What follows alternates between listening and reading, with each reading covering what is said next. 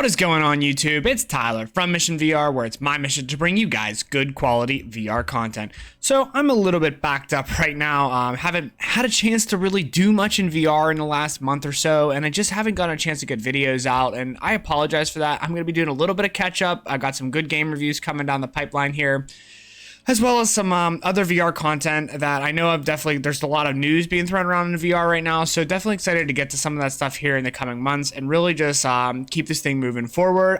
Guys, I do really appreciate dropping a like on these videos, subscribe to my channel, share my videos. It is helping my channel grow, and the more my channel grows, the more I will be able to put primary emphasis on this channel moving forward in my life, and I really would like to do that because this is really what I'm passionate about most compared to other things, and I would really like to make this more of kind of a full-time career, and I'm not quite there yet, but the more you guys help share and like and all that stuff, it really does help me out. So without further ado, we're going to be talking about Oculus Quest 2 and PCVR's great sci-fi adventure game, Red Matter 2, a puzzle game that has just so much going for it, and we're going to get into all that good stuff here in this review of Red Matter. And yeah, let's go ahead and hop on into the review. All right, so first up, I like to start with content and what are you actually getting in this game. Now, for $29.99, you're gonna get about 7 to 10 hours worth of content in this game. Now, a lion's share of that can actually be done cleaning bathrooms on the space station. Yeah, I'm serious. You can actually like take toilet paper and like clean. You can actually, yeah. Everything in this game is interactable. It's very realistic. Okay, in all seriousness, if you don't feel like cleaning bathrooms, you can also deadlift in this game. Deadlift in VR in space? Okay, no, in all seriousness, this game actually has about 7 to 10 hours worth of legitimate content in it. And again, that depends on how fast you are at solving puzzles. It could be a little longer. It could maybe even be a little bit shorter than that. But I would say on average, probably about an 8-hour experience in this title.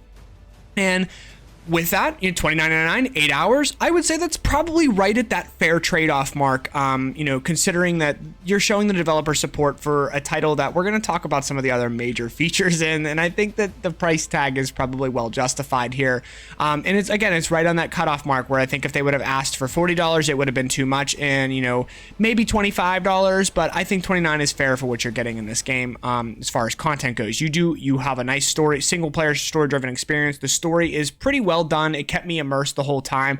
I was interested to find out what happened next. As I was got going through it, I was really just excited to keep moving through it and progressing. And some of the puzzles were challenging. And I actually, I remember I solved one of the puzzles and I was like, wow, that was impressive. It went beyond my scope of where I thought that there was some really creative ways to solve things in this game. There was actually one puzzle where I had no choice but to stack like objects to climb up them, and like I wasn't expecting me to have to think outside the box to solve certain puzzles. And again, the content, it's anywhere from 7 to 10 hours here. I thought it was done pretty well, and overall, I definitely give the content a good grade here, and I get the right trade-off for the price. Rise and shine, Sasha. Welcome to Triton. How are you feeling? You get some rest? Yeah, good as new. Good. Glad to hear it. Why don't you head on outside and investigate while I try to pinpoint your current position?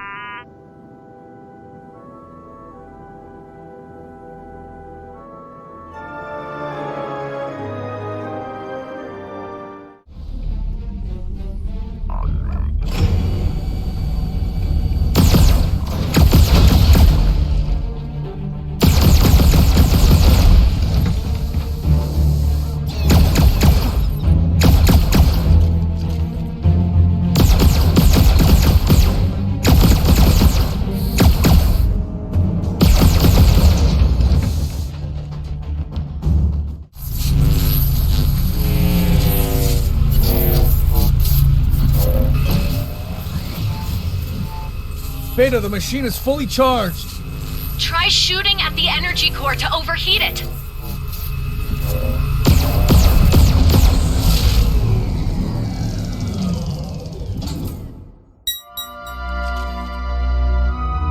I've got it. Great. Let's head back to the train. Okay, so overall sound design in Red Matter 2. Now, this is a huge plus for me in this game. I thought the sound design in this game was fantastic. And of course, in a puzzler, space adventure game, the most important thing is probably the soundtrack. And the soundtrack absolutely nailed it for me here.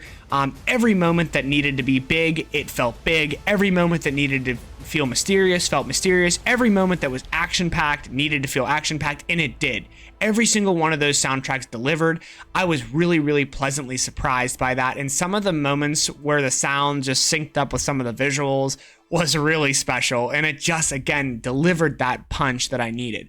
Now, as far as the voice acting goes, absolutely fantastic here. You know, I've played a lot of indie VR games where obviously the voice acting has been done by the developer or, the developer, some friends, or even maybe some, B-class, voice actors. And you could definitely tell a little bit that, it wasn't bad. It didn't throw me too far out of the experience, but, it was serviceable. This game, absolutely professional. Felt like it was just absolutely so coherent. Never took me out of it. I never felt like any of the lines were cheesy or any of that stuff. I just felt so clean throughout the whole experience. When it came to the voice acting. A+ on the voice acting side of things. Now, next up, when it comes to the sounds of the actual levels and some of the stuff that's going on, when you hit metal on metal, it clinks, right? The only other thing I could really say that, I guess had some sound was whenever later in the game you do get a weapon attachment, as there are some moments where there is some brief combat, and I thought the gun sound overall, it was impactful. The laser sounds were good, the explosion sounds were good. Everything, the sound design in this game was a 10 out of 10 for me. I thought the sound design really delivered. Next up, we have probably the highlight of this whole game, the graphics. Wow.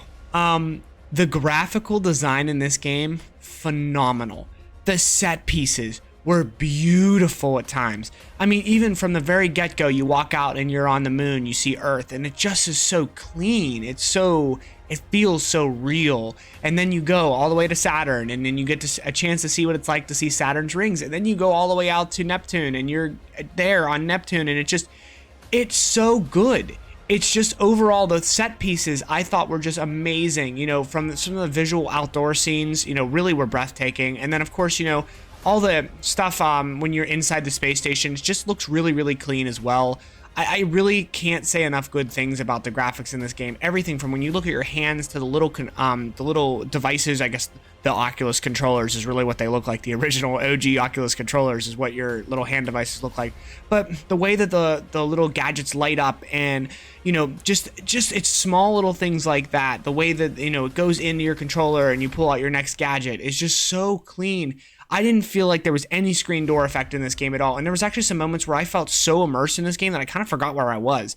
But, other little things too, like your little claws, right? They have physical interactions. So like, if you're gripping an object a certain way, you could see the claws changing. If you push your claw up against the wall, all the fingers spread out. It was just little things like that just kept you so immersed in this title. It felt so clean. The graphics, just again, the shadows, the lighting, all of it was just so excellently done in this title.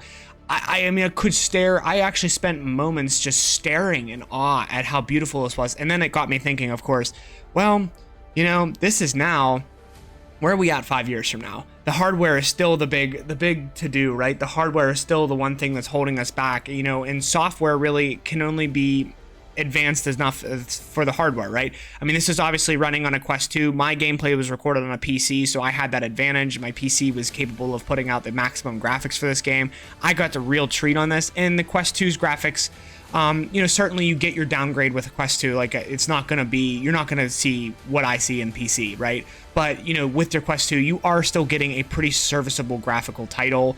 And, I thought the graphics in Quest 2, aside from all the close-up stuff, was done really well. And that's usually with the Quest hardware, is that, stuff that is in your immediate field of vision and close to you, you know, usually can't see too much fuzziness, but anything distant, you're going to see a lot more fuzziness. This game, I still think, had really great graphics on the Quest. Was, you know, nothing to scoff at, but overall, graphically, this is one of the most beautiful titles that I've ever played in VR. So when it comes to my verdict on Red Matter 2, how do I feel about this game in the long run? Well, I'm absolutely thrilled with titles like this. I think this shows what VR, and really what VR as a gamer, as gaming can be, is capable of.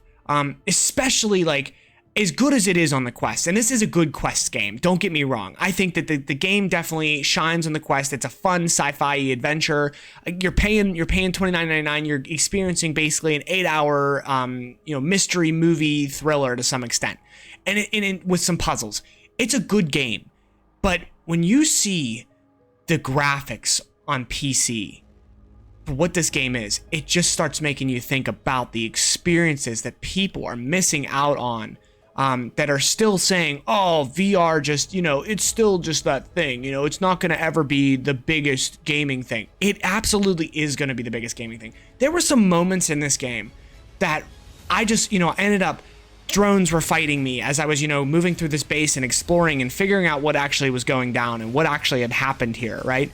And I had these drones attacking me, and I'm stuck behind a wall with you know, my little laser pistol. You know, I'm not a soldier in this game, right? I'm just you know, I'm a scientist on a mission, right?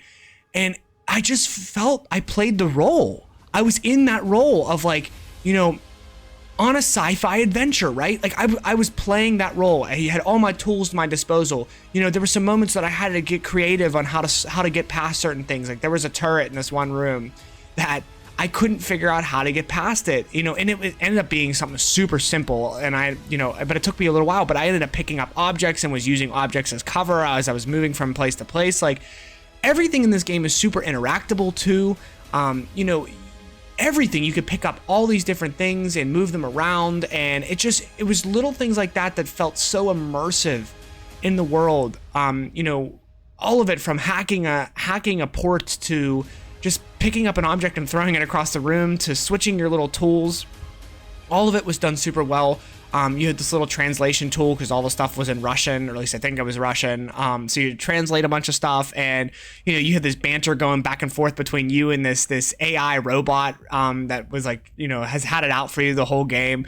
And it just overall, it was just a really solidly built experience. It was built clearly for VR. It feels so good, and this is the kind of game that, you know, I would want to show people and show you, like, hey, this is what VR is capable of.